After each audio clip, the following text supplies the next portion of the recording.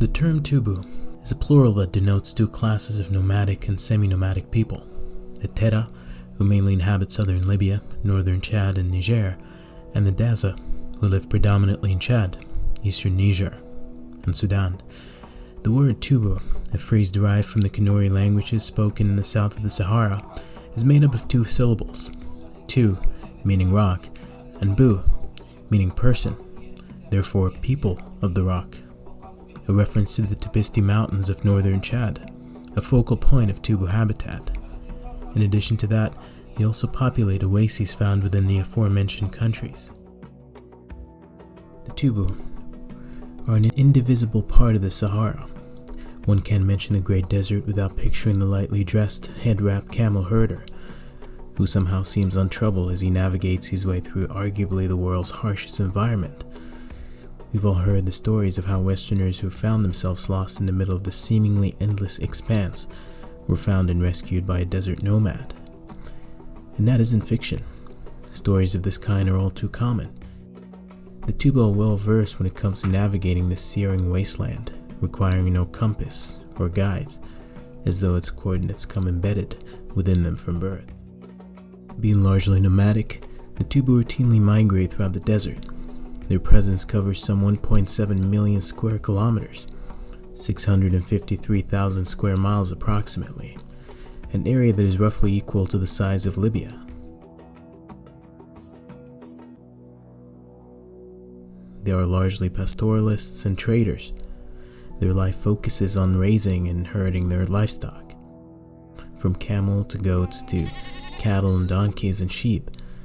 And though this practice is secretly frowned upon, and whenever conditions permit, the Tobou practice agriculture, farming and cultivating dates and grains in scattered oases throughout the region. Livestock is a major part of Tobou wealth, and in addition to trading goods like clothing, pottery, salt, and spices, they also trade animals, a key commodity and an essential part of Tobou marital customs, often used as dowry payment, and on occasions either in exchange for a bride or as an income source for recently married couples to start and support a family. In addition to being an important currency, livestock is also exchanged as gifts or given as ransom, which is noteworthy as blood feuds are common in Tobou communities. Their history is a subject of mystery. Only a few studies have been done, and the most thorough of these were during the colonial era by 19th and early 20th century French and Italian explorers of the likes of Desire Artido, Samuel de Calo, Juan Chapelle, and Henri Carbo, whom we'll be referencing throughout this video. This mystery may be attributed to the reclusive and hostile nature of the Tobou and the lack of written language. Researcher John L. Wright described them as a constant and usually malign presence in the mid-Sahara. Tobou were one of the first people to inhabit the Great Sahara. As a study published on the American Journal of Human Genetics as recently as 2016 suggests that the Tobou are a product of an ancient mix between Neolithic Mediterranean farmers, Eurasian and African groups, with their genetic results showing a considerable affinity to the Ethiopian Amhara and modern Sardinians. Another study of the Tobou documented by National Geographic shows similar results, tracing back their history in the area to the Upper Paleolithic era some 30,000 years ago. And on the language side of things, and in possibly the sole existing comprehensive study conducted on the Tobou language, aforementioned French colonial official and ethnographer Henri Carbo, who went about pioneering studies of the people of Chad and Sudan and their languages, established physical and linguistic evidence suggesting an Egyptian origin.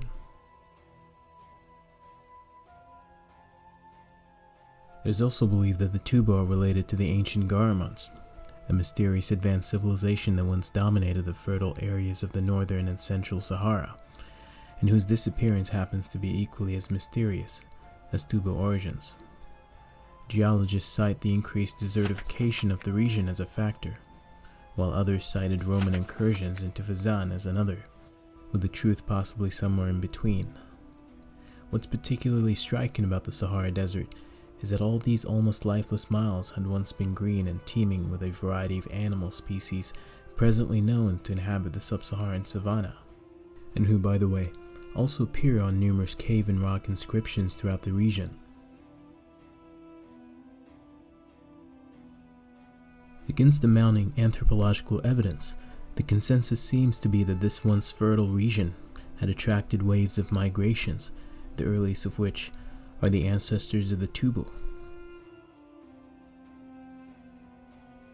The garments appear in works by Greek historian Herodotus, Pliny the Elder, and Strabo, and those works show no consistency other than an agreement that the garments were once traders who commanded complex trading routes connecting different areas of the region, establishing trade relations with the Numidians, the Carthaginians, and also the Egyptians, who appear to have had access to Amazonite, a gemstone found mostly in the Tibesti Mountains, where the Tobou people have been living.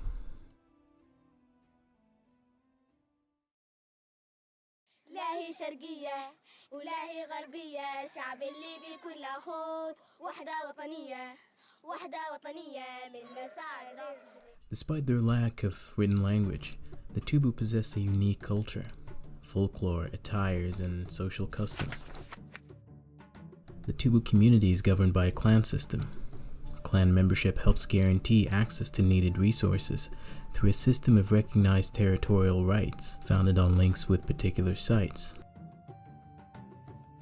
Outside the mountainous areas, the Tobou recognize a clan's right to an area of traditional roots, and these rights are usually not absolute, and they're often challenged by other clans, and subsequently changed. The clan system, John Chappell inferred, formed out of necessity, since the nomadic life meant being scattered throughout a vast and largely inhospitable area. Belonging to a clan meant that the individual is more likely to run into hospitable clan people in most settlements or camps of any size. The structure of authority in the Tobou community is very unorthodox, anarchic, and fragmented, lacking an absolute head.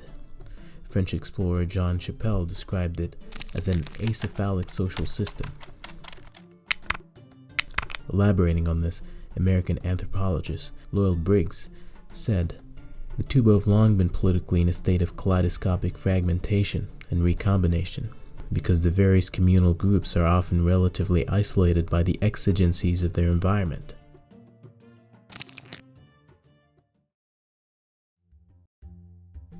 It is important for us to note that all the information provided comes from a Western source, and while many of them have studied the Tobou people closely, they largely reflect the Western-centric view of what's perceived as social and political organization, in that the reality is much more complex than what these studies may suggest.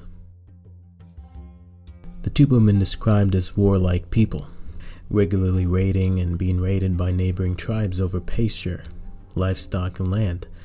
The most recurring of these have been with the neighboring Tuareg people, who occupy the western part of the Sahara, and with whom the Tobou signed a peace treaty they called the Midi Midi just 100 years ago, putting an end to hundreds of years of bloodshed. Foreign and regional powers who have conquered the region of northern Chad and Fezzan in southern Libya have all recounted the fierce resistance they faced by the Tobou people.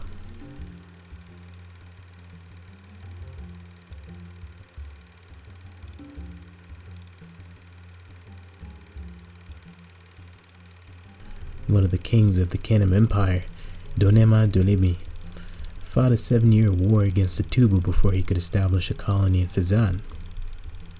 The French and Ottomans launched a number of campaigns to establish authority over Tobou habitat, but were mostly contested. One French officer declared in frustration that they're ungovernable, commenting, "Leave them to the rocks." That being said, it must be noted that until the 17th century, the Tobous constituted a much greater part of the population of the Libyan desert than they do today. A series of invasions by Arab tribes from the north and then by the Ottoman forces in the 18th century drove them from their present Libyan territory.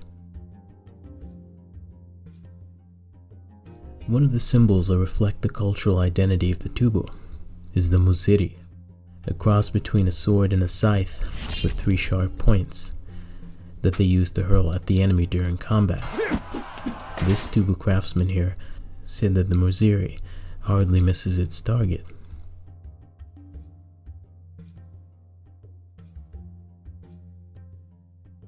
All in all, having played a crucial role in the historical development of this region, and contributing to arguably every major event and transformation that took place in the Great Sahara, it is impossible to leave the Tobou people out of any conversation involving the general and multifaceted state of this region, as much of what's become of it carries an expressly Tobouian imprint, and the dynamics of countries of which the Tobou are a part cannot be understood without their inclusion.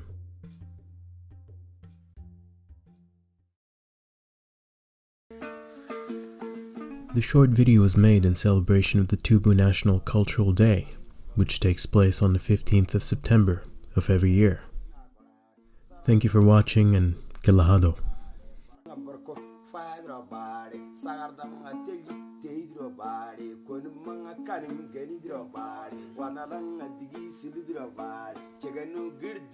Girdre bari zola yalo tainer tanage basabu zinyo sayna gali kirizo jengora tavia gali iyaga zontri ekavi gali basabu awurda kibon.